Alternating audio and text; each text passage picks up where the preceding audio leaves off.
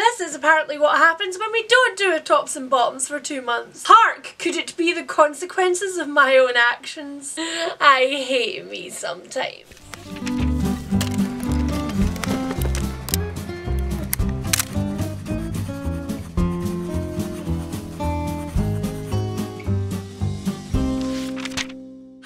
It's Leanne and welcome back to another video. As you will no doubt already have guessed from the title and the thumbnail of this video, this is my tops and bottoms. And it's going to be a bumper edition. In case you're new here, tops and bottoms is the way that I wrap up my reading month by talking about only the top or the best books that I read that month and the bottoms, the worstest books that I read that month. Except this time around we're going to be wrapping up 2 months. Largely because April was trash and we no longer speak of her. And also, not gonna lie, because the numbers actually worked out really nice this way. You see, this time around I have 4 tops and 4 bottoms. Okay, and also 2 honourable mentions, but we'll get there in a second. So that lets me go up, down, up, down, up, down, up, down, if you will. Which makes my little brain happy. It scratches a satisfying itch somewhere in the old cranium. So seeing as we have 8 books to talk about today and I have a lot to say, let's get right on with it. So first up, just to get them out of the way, I am going to cover my 2 honourable mentions, except they're not really honourable mentions. They are books that would have ended up in my tops had I not just talked about them in some detail in my last video. In case you missed my last video, I will link it up here and down in the description below, but it was an if you liked this,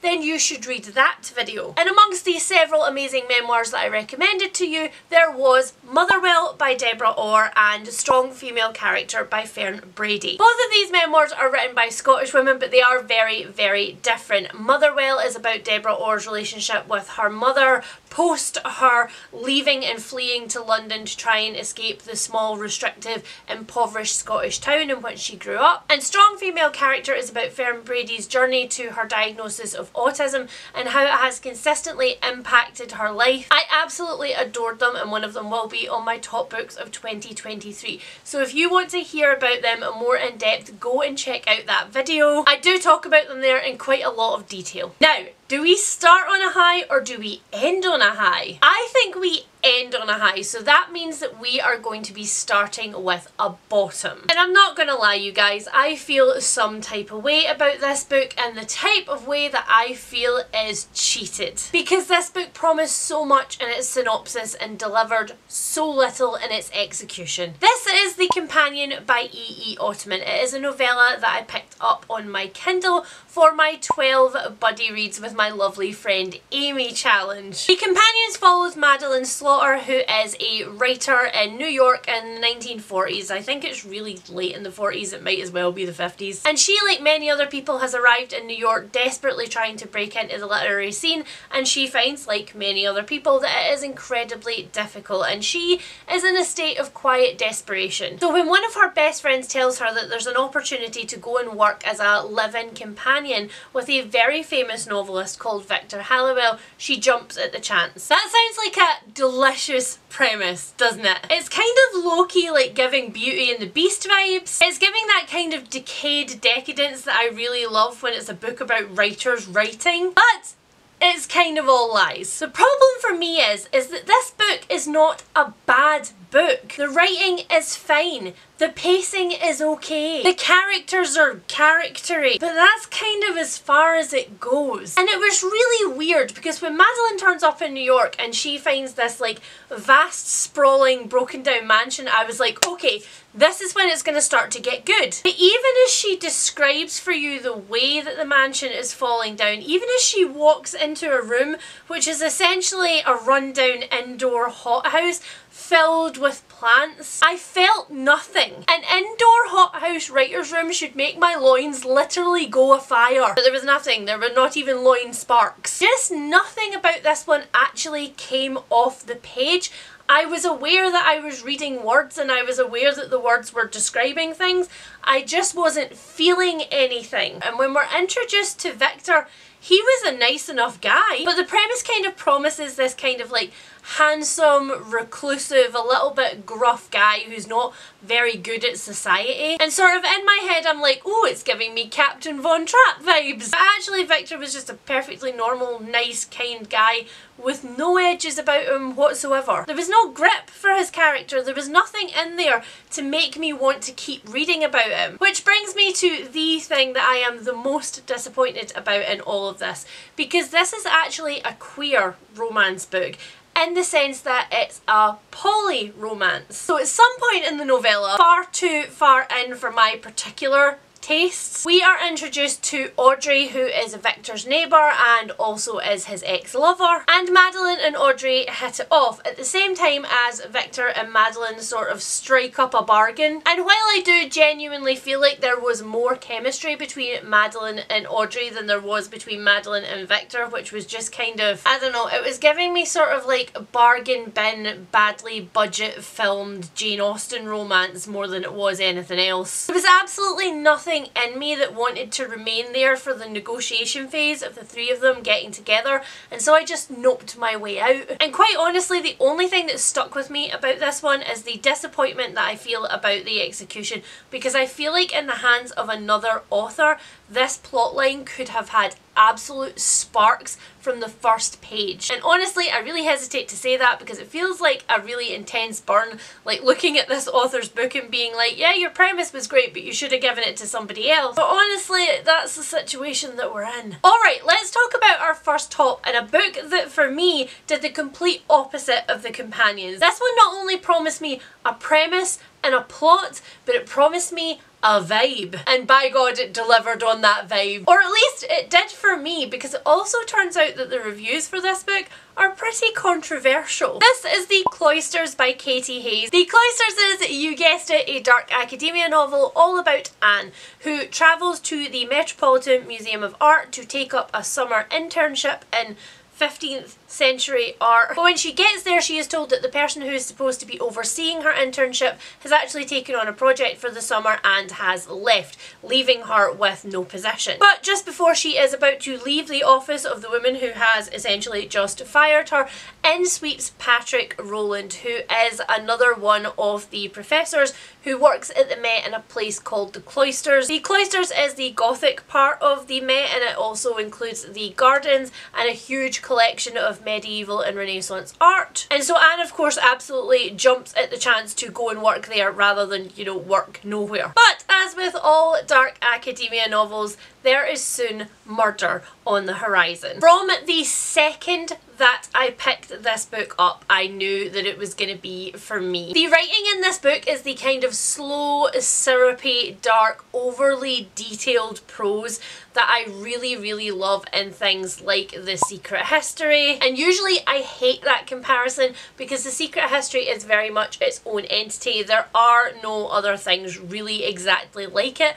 But for me, the prose in this one really honestly comes close. It's the same kind of prose that the Atlas 6 by Olivia Blake had. If you picked up Things We Do to Our Friends by Heather Darwin, because I mentioned it in my tops a few months ago, then you will find similar writing in this. From the first page, there was this ominous, foreboding feeling that something really horrible was going to happen. It felt like walking on a path full of cracks and having to very slowly place your feet so that you don't trip and stumble and cause a massive catastrophe. Every single time that Anne speaks in this book, every word that she says is so considered because it feels like the stakes are that high. And on top of a plot that you constantly knew was just sitting there in the background watching you walk towards it, the actual setting of this book and the atmosphere of it was so suffocating and overwhelming, but so freaking good. If you've been here for a while, then you know that I usually hate descriptions of art and music in books. For some reason, for me, it's different if you're explaining a book or a movie that exists in this world,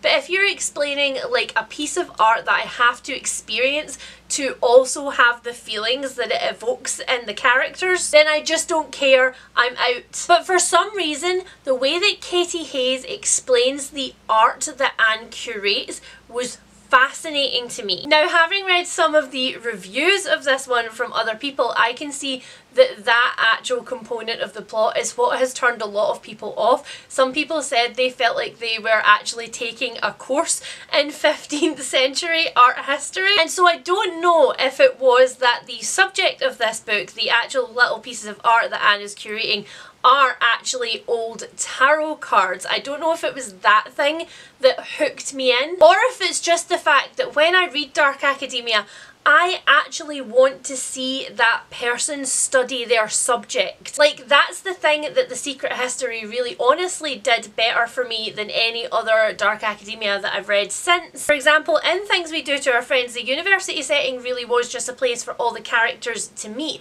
Like, it was a convenient plot device, and I don't want that. I want to know why these people are so obsessed with this particular subject. I want to know why this particular subject is worth dying for, which is of course often what happens in Dark Academia novels, and this one is no exception. I just loved it. I can see how this one would not work for a lot of people, but it freaking worked for me. I want another book by Katie Hayes, and I want it now.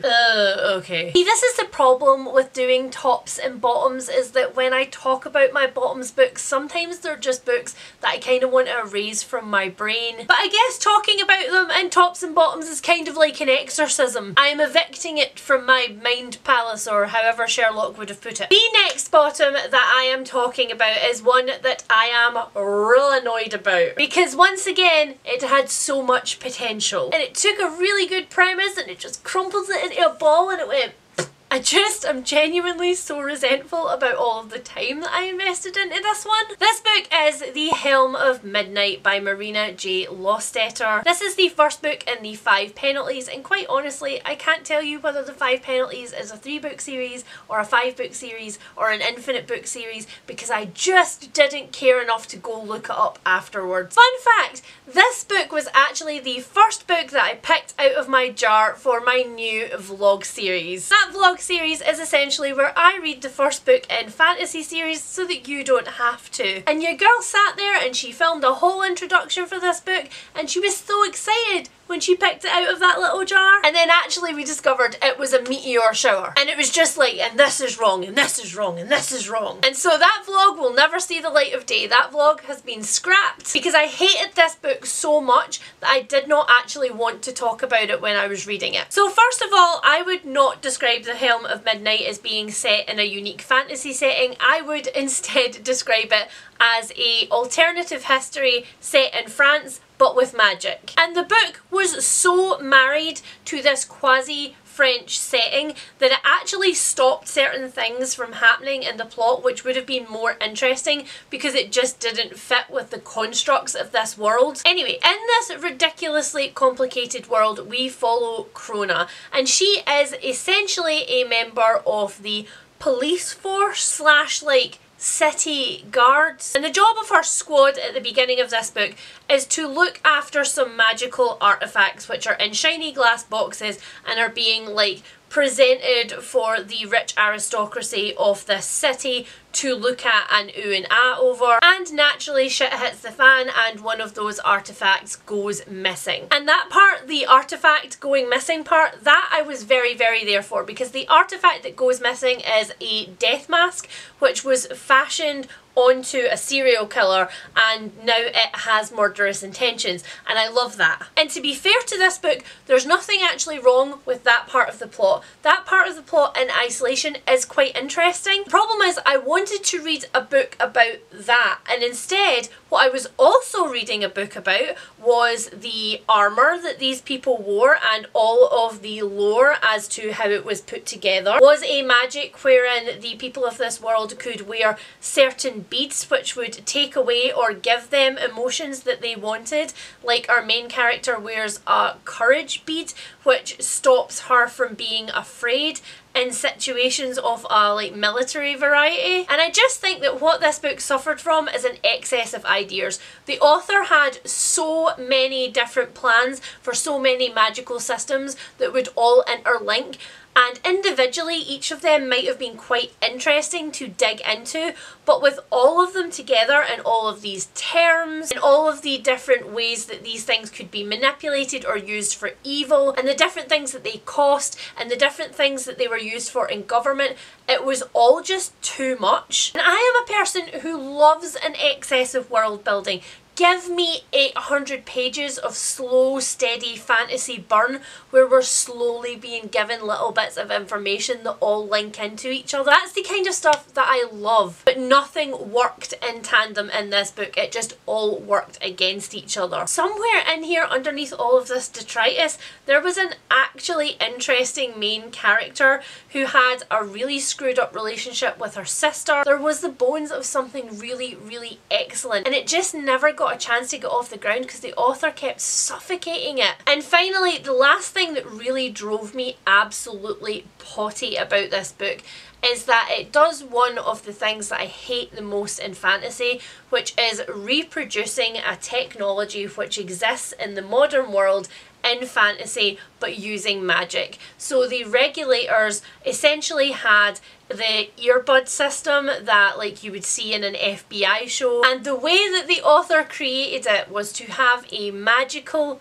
bead, and that magical bead would be hanging down their helmet by a string, and when they wanted to talk to each other they would flick their tongue out and drag this bead underneath their tongue and talk with it in their mouth. And so all I could see constantly when she was talking about this was like somebody's tongue hanging out the side of their mouth and hooking in this slavery wet string with this nasty bead on the end. And honestly, that happens in like the first 6 pages, and I wish I had just gone with my instincts and been like, nope, I am out. Because instead what I ended up doing was angrily reading 400 plus pages and then throwing this book physically into my donation pile. Next up, please God, let's zip all the way back up to a top. A book that again was on my most anticipated books for 2023 list. And I don't know, I think I might end up doing a follow-up video at some point to this list to talk about the books that I picked up and how they've worked out for me, because I would really, really like to see the percentage of books where my instinct was right. Because this book is another one that came off of that list and absolutely blew me away. And then genuinely I just sat and was sad for a little while that right now this is the most recent book from this author and I won't have anything else to read probably until next year from her. The book that I am talking about is of course The Mysterious Case of the Alperton Angels by Janice Hallett. Now I think it is fair to say that I have in the past very much crowed my praise for Janice Hallett. She writes mysteries but with mixed media elements, so for example her first novel, The Appeal, was entirely in the form of documents that made up a legal case in which you got to try and decide who was responsible for the crime committed. And The Mysterious Case of the Alperton Angels is a return to that exact format. Now I'll admit there was also a good chance that I was just going to love this one based off of the premise, because the book is essentially about 2 warring true crime writers who are desperately trying to get to the heart of a case which is about a cult. And the way that this is presented is that the main character in this book is a crime writer who's being commissioned by her publisher to look into a new angle on an old famous case. And the Alperton Angels case is presented like quite a lot of other well-known real cases in the UK, like Fred and Rose West. And so all of that was bound to work for me. I love true crime, I love investigations into cold cases, I also love cults. Less so the Charlie Manson obsession, more so the mechanics of how cults are put together, and specifically religious cults. So there were quite a lot of like hot button Leanne issues in this book, which I was very pleased about. But really the joy in this book is in the execution, and it feels weird to say the joy in a book which deals with true crime and cults, but it really honestly was. The way that Janice Hallett introduces you to characters through only effectively their speech and what they write down. Really only what you're getting is what they want to put out into the world. It's how they want other people to perceive them, and you have to kind of glean how they really feel about things from their actions rather than about what they say. And so you're not just getting the investigation of the actual case, you're also getting the investigation into the characters who are writing about the case. And those two things together just really work for me. Honestly, it was like eating sugar cubes by the handful. I loved the whole experience. And the thing is, I've read a lot of mixed media novels in my time because it's a format that I really like, but few of them get it as right as this one, because every single piece of mixed media that's included in here actively furthers the case. It actively moves the plot along, it moves along your understanding, it gives you something new. And a lot of mixed media books don't do that. They just use the mixed media part as a gimmick, and so you're given like a page from a newspaper article that doesn't really tell you anything new, it's just that it's nice to present it on the page that way. Janice Hallett just really takes the mixed media thing to a new level. But maybe my favourite thing about this entire book was the way in which the main character is investigating a cult and the psychology of how people are convinced to believe things. And she and a few other characters in this book are in themselves also participating in the mechanics of convincing somebody to believe something. And I thought that was so cool. It was just so well thought out, and the more and more I think about this one, the more and more I find all of these threads that actually knot together in weird places.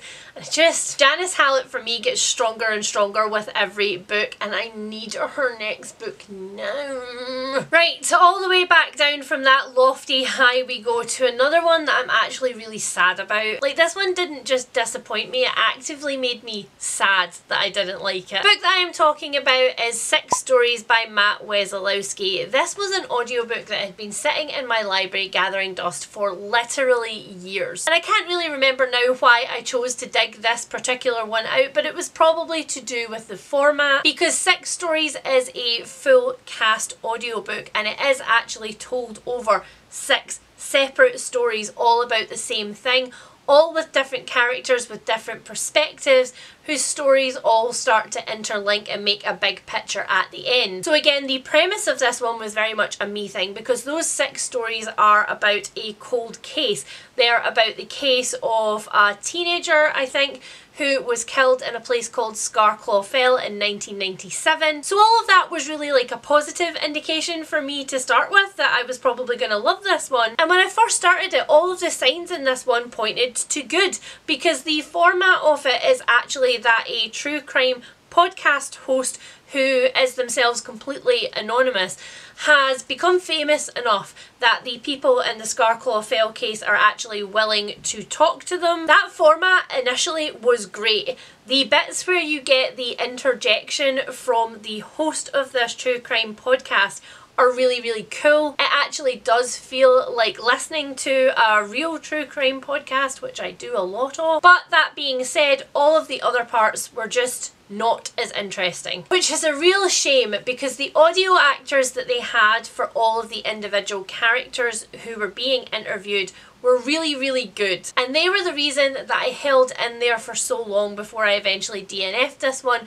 because they were really giving body to these characters. They were really lifting them off the page. This is definitely a book that for me, had I read it in physical format, I would have DNF'd it a lot quicker. The writing was really bland, and if you take away the audio actors' actual performances, the words themselves were really just not interesting. The other reason that I'm really annoyed about this one is because the 6 story series is 6 books long and a completed series, which I think was like a purposeful arc, and I was really excited for that. But once I DNF'd 6 stories itself, which seemed on the surface just like a true crime thrillery type take, I went and looked at the other books in the series, and they're all called things like Hydra and Demon, and they all have the same true crime journalist investigating cold cases. But that makes me wonder, was there like supernatural stuff going to be at the end of 6 stories, which I just didn't get to because I didn't read far enough? Or were the other books' titles in a different format just as like a weird marketing thing to get people to pick them up? I don't know, but I am going to go and look up spoilers after I finish filming this video so that I can see whether I I should be salty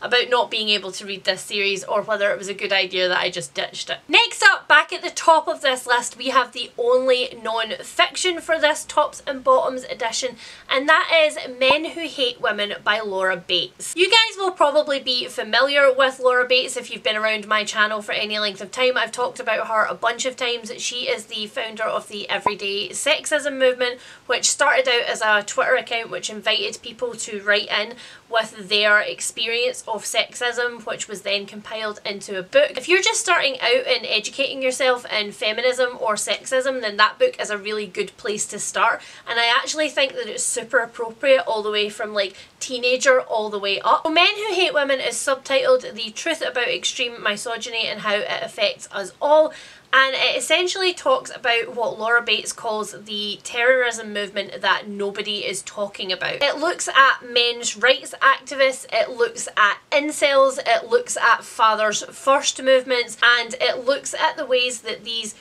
tiny splinter societies have gained more and more and more traction on the internet and on the dark web, and have started to actually organise, but in a way that we never really address it, because misogyny and sexism is such an inherent part of our social construct. And the thing that really got me about this book was that Laura talks about the fact that because of how prolific she is in this movement, she is invited to quite a lot of talk shows and debates on like radio and, you know, early morning TV and the news and stuff, to talk about what she believes, generally in opposition to somebody who believes something very different. And that although her purpose on these shows is to talk about misogyny and sexism and these extremes men's rights groups, she is actually effectively silenced from showing how terribly bad it is, because she's not allowed to use any of the actual examples sent to her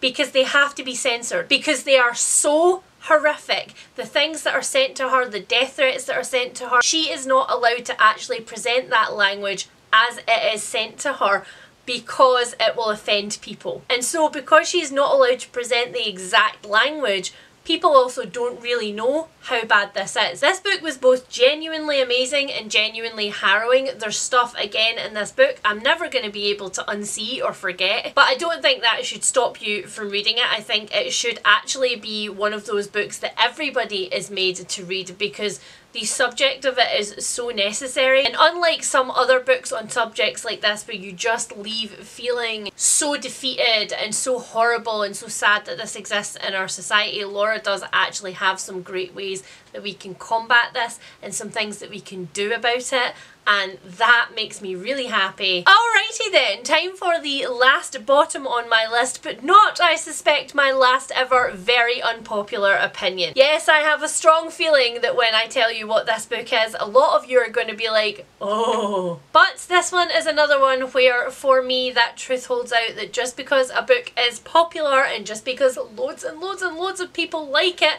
even if those are loads of people who I love dearly, it doesn't necessarily mean that a book is good or that it's for you. The book that I am talking about is, drumroll, Iron Widow. Now, I will grant you, going into this book, there was already a lot of different elements in it which I had a strong suspicion that I was not going to enjoy. And I did not. Because although this one is only being marketed as a fantasy, I would actually say that it's more sci-fi than anything else. It's a sci-fi with magical elements, because the main character is a person who fights in a big mechanical robot. I don't know how to put it any better. It's essentially modern day Power Rangers. And that was already going to be an extremely hard sell for me. That is a premise that I look at and I'm like, no, I don't think I will. But I did. And the reason that I did was because I was in it for the queer polyamory. Yet another queer polyamorous novel which has turned out not to be what I wanted. There was just so many things that I really did not like about this book, and one of the things that I didn't like is actually the performative feminism, or at least what reads to me as performative feminism. I know from going through quite a lot of the reviews from my friends on Goodreads that a lot of people thought that the main character in this was kick-ass, and that she really showed everybody, and that she took all of those male expectations and she just kicked them in the butt. And again, all of those things were red flags for me. Not because I don't want to see an intensely feminist book, and certainly not like an intensely feminist YA one, which includes queer protagonists, but because when people say that the main character is kick-ass and that she shows all of the men around her, what I find is exactly what I got in this book, which is a main character who spouts off little feminist statements here and there. Actually, there's nothing groundbreaking or enlightening about her feminism, and it might as well not be feminism. It might as well just be individualism. It might as well just be, I want to be better than everything around me, and I want to be better than these other women, because I ain't gonna lie, guys. Some of the things that the main character says about and to other women in this book are super sketch. Like, it's the most surface level, you go girl feminism. There's no actual discussion about how she, in a massively oppressed society, actually came to any of these conclusions. There's no real discussion about what she thinks real liberation should look like either. It seemed to me that although she says a lot of things about breaking the system, what she actually wants is to be the best at the system. And it reeked for me not a lot of like inclusive feminism, but more of like pick me. And one other thing that this book did that I really hate, specifically about YA fantasy, I think it happens so often,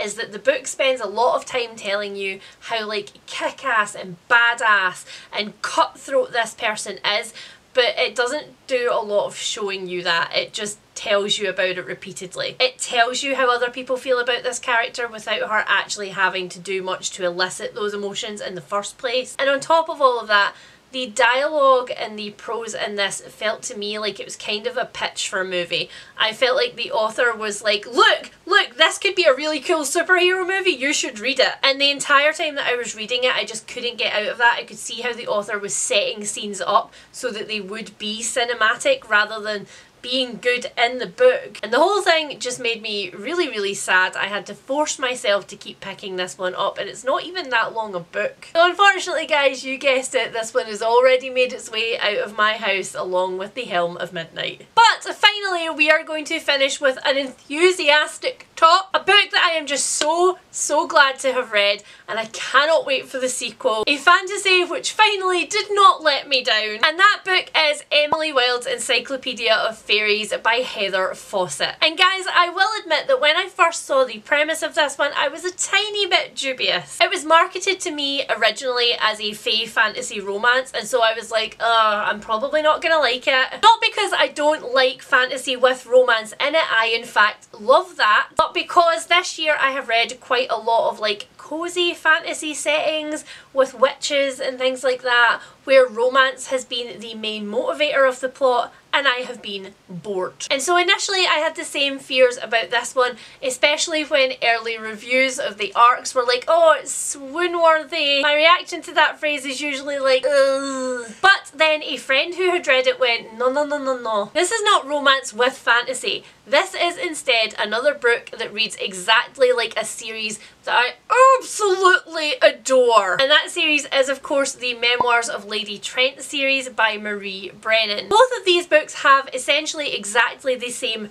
hook. They have a female naturalist or a scientist, depending on what she's called in that world, who is absolutely obsessed with one particular kind of fantasy creature, and she wants to go and study them, despite the fact that in her world, women who go and do that are just seen as weird, and in some cases are actually viewed as actively dangerous. It's just that the Memoirs of Lady Trent focuses on dragons, and the Encyclopedia of Fairies focuses on the Fae. So if you liked the Memoirs of Lady Trent by Marie Brennan and you want more of that, then this is where I am absolutely enthusiastically sending you. And this book is also the one responsible for me getting a very satisfying 1 in the corner of this square on my bingo board, because I did in fact read it aloud to lovely spouse Harry. I've told you guys this ad nauseum, but every time a new book comes into my house, I read the first couple of pages of it to truly cement it into my brain, and sometimes when they arrive, I will read those pages out to lovely spouse Harry. It's no secret that we love reading books together, and it's a nice way for him to be able to sample a book to see whether he might be interested in it on audiobook. But when I started it,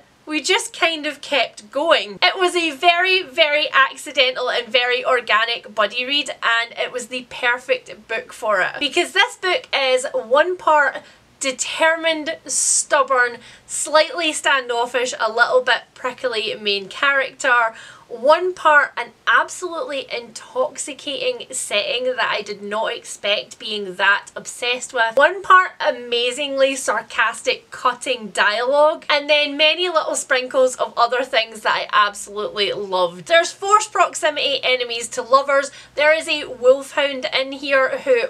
you guys know that I love it when main characters in books have a pet who I can actually genuinely envision being a pet. Like, a lot of the time when pets are portrayed in books, I'm like, that's not how you would act if that was your animal and you were in that situation. As a multi-pet household, I'm like, that is an inauthentic portrayal of what it's like to own a creature like that. And I am so pleased to say that this one, just like the Twisted Ones by T. Kingfisher, actually features a dog in it who is spoken to in the same way that you would speak to your own dog, where you tell them not to look at you like that because you can tell what is a sarcastic look versus an I love you look, and where you're genuinely worried about what they're doing and how they feel. And I know that might be a small part of this book for everybody else who read it, but it was a big part of it for me. But of course, the other thing in this book was Emily Wilde and Wendell Bambleby just ripping each other a new one for pages and pages and pages and pages. They spent so much of this book just quietly sniping at each other in an increasingly snide way,